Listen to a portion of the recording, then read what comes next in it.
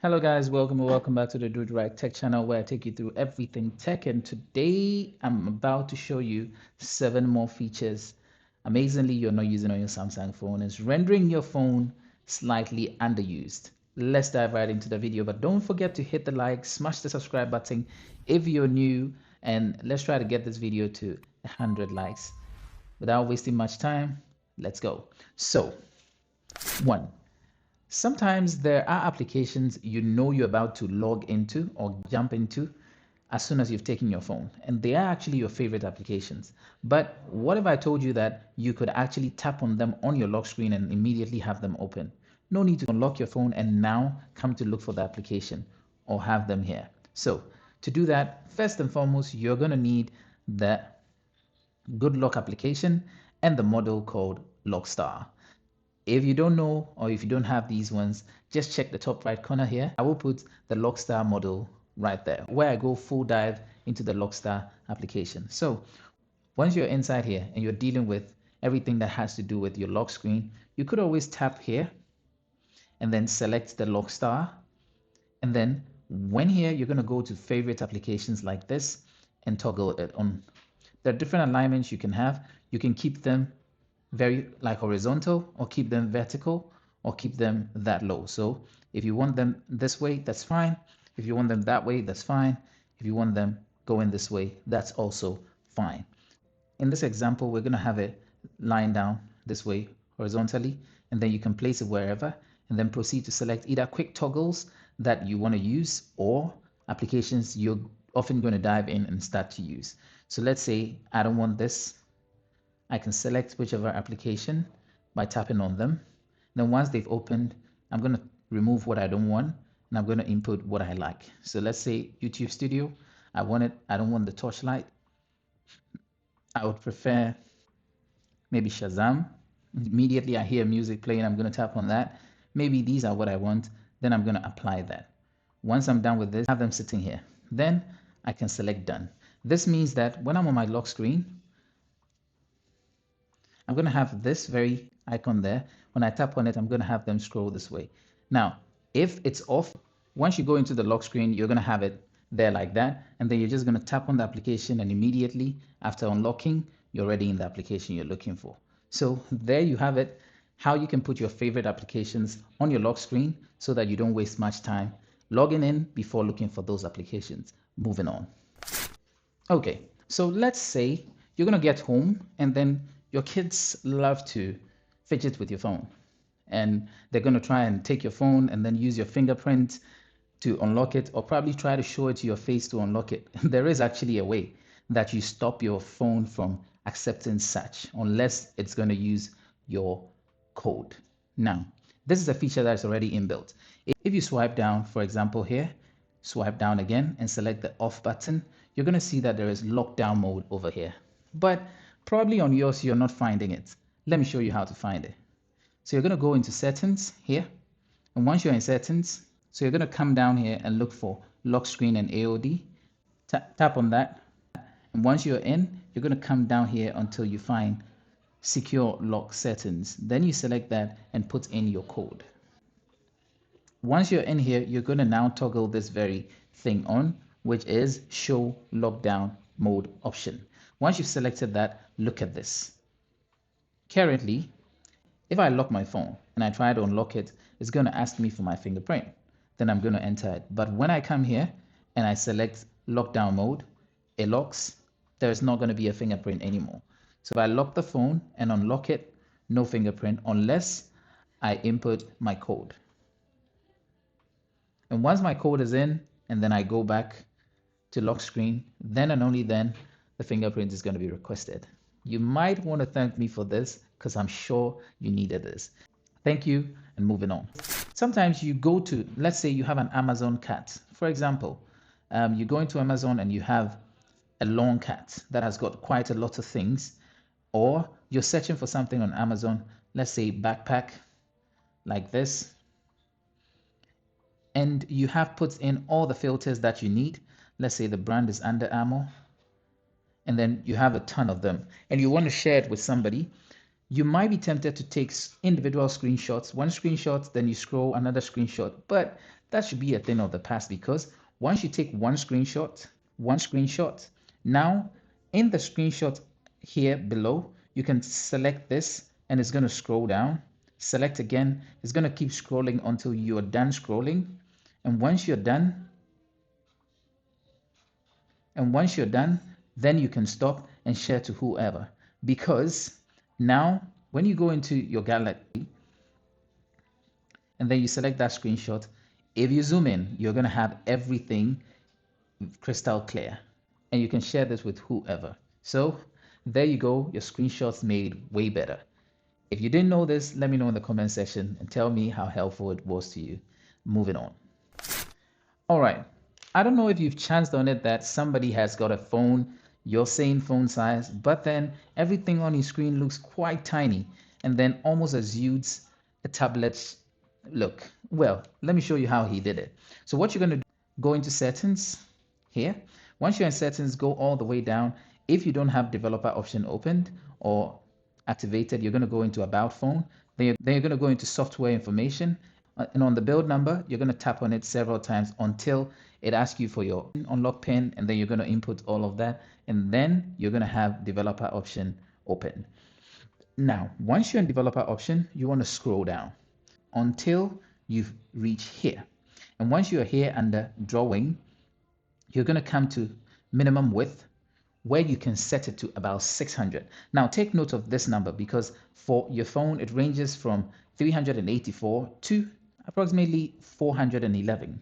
That's the original width of your phone that you want to be using. So with this set to 600, which we're going to do now, you hit on OK, and immediately it's going to transform it into a tablet. So this is your tablet mode activated. Here you can have all your settings, and then on this side, when you selected anything, you're going to have a pop-up here. It doesn't only apply here, just that all your text become tiny. You can change that by coming into settings. So in settings, you could always come to text size and increase the text size so that they are slightly bigger, meanwhile still having your phone act like a tablet. But you see, it looks weird. So we're just going to return it to originally how I had kept it.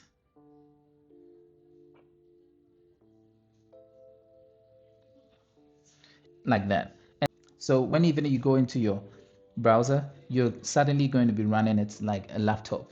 Okay, so you have all your tabs up there. And it cuts across, because now everything is going to look tiny. And so you would have built a tablet inside your small phone. But when you want to return it, you could do it in two ways. One way is come back into settings, go all the way down until you get to developer mode, scroll till you reach the same place you committed the crime at, right there, and then you can change it to 411. But this is a way, when done this way, you're not really assured that it's always going to change back, like you can see this error. But the easiest, which is the second way, is just to come to display, and once you're in here, scroll and go to screen zoom, and then you're going to just move it there and back, okay, or wherever you kept it before, and immediately it's going to change. So this is the easiest way to get it changing immediately, because now when you come back here, you're going to find out that it is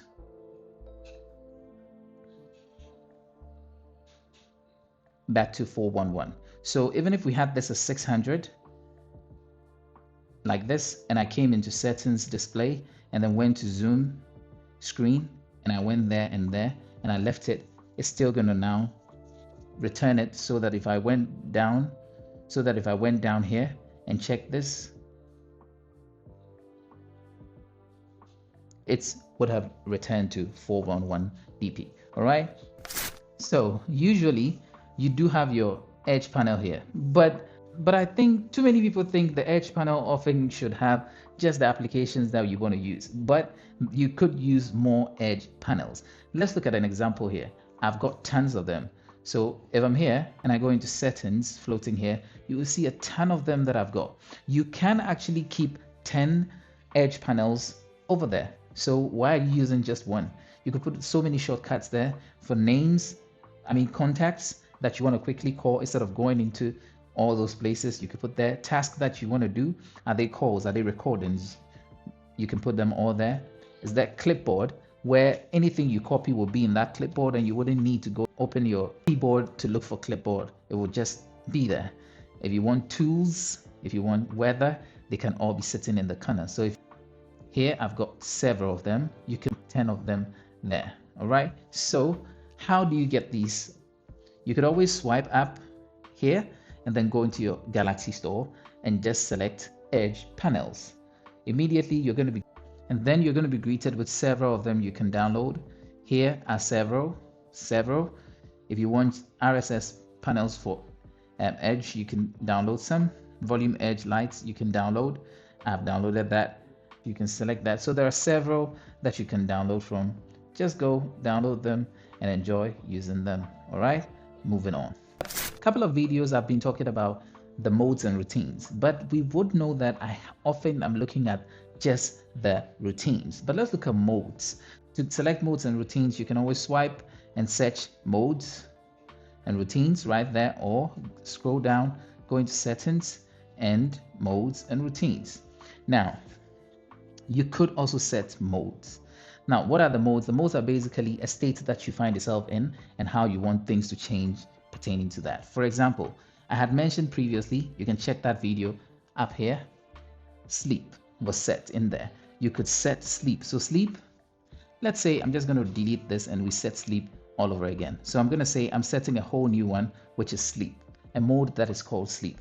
So create the right environment to help you sleep. So we're going to start that, and then you're going to set the time that you often sleep. So if the time we're looking at is 10 p.m. to 7 a.m., you're just going to set it, and for all days or for particular days. If you want to set that, you can hit next. If not, you can skip it. So in this case, I want to set that. Do you want to set do not disturb on? If yes, you can. If no, you can take that out. If yes, you can select that, and you can come here and decide to select particular people whose calls and messages should come through even with do not disturb turned on. If that's the case, you can do that. An application that you want to still function despite you being on do not disturb, you can select those applications. So you can add an application here like that, and if it's WhatsApp, you want WhatsApp to still give you notification, you can do that. All right, once you've added all this, you can proceed to hit done, and that is if do not disturb is turned on. Then you can proceed to next, and then do you want always on? Maybe no. Do you want grayscale? Maybe you select grayscale, everything is going to turn gray. If you don't want it, you don't turn it on. Dark mode, eye comfort mode, whichever one. Sound, and that if you want to turn things off here, you can do that. You save, if you want power saving also on, you can select all of them. Turn it on, that, turn on, that. You can select all of them. You don't need to pick only one. Okay, so you select whichever ones pertain to your sleep mode, and then you're going to hit on next. Once all of them have been set, however way you want it, you're going to hit next, and then control things. Are there particular smart things in your home that once you get into sleep mode, you want some things to happen? If yes, you can come inside here. Are they lights? Are they televisions? You can control all of them here. Make them do whatever you want them to do, where I want it. Or are there other routines that I want to activate at that time? I can add those routines down here. And if that's done, then I'm going to hit on done, and that's going to be set. So whenever the time reaches, it is going to now automatically go into that mode. Right now it's 10 o'clock, so it went into sleep mode. It's 10 p.m. here, so it went into sleep mode. But probably it's not what I want, so I can turn it off now. Turn off. And in this example, just going to delete this. So there you have it. Exercise mode, you can set it for a particular location. Maybe when you reach the gym, you want it to come on driving. Maybe when you connect to Android Auto, you want that to happen. Gaming mode, maybe when you open a particular application, you want some things to be toggled on. You can do all of that there. Moving on. Sometimes, let's say you have a cluttered home screen like this. You've got that there, but you wish you could have more there. This is a simple feature that has been on your phone all this while. I'm just going to show you how to do it. So you want to have multiple widgets in one like this. You can build that. Let me show you how.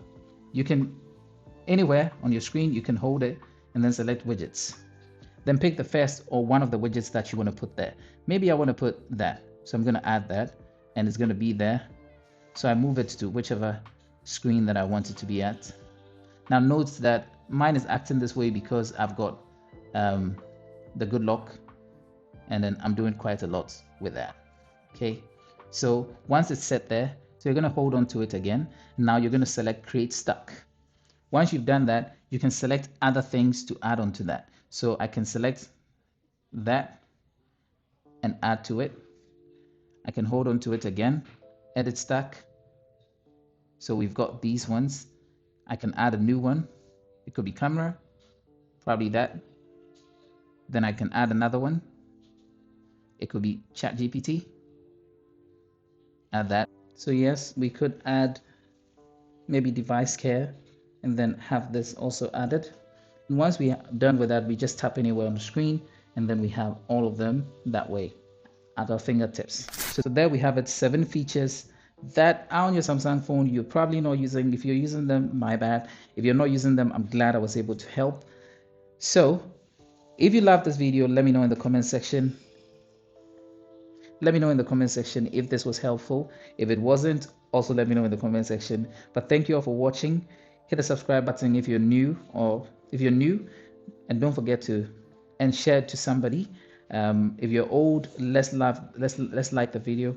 And thank you all for watching. I'll see you all in the next video. Peace out.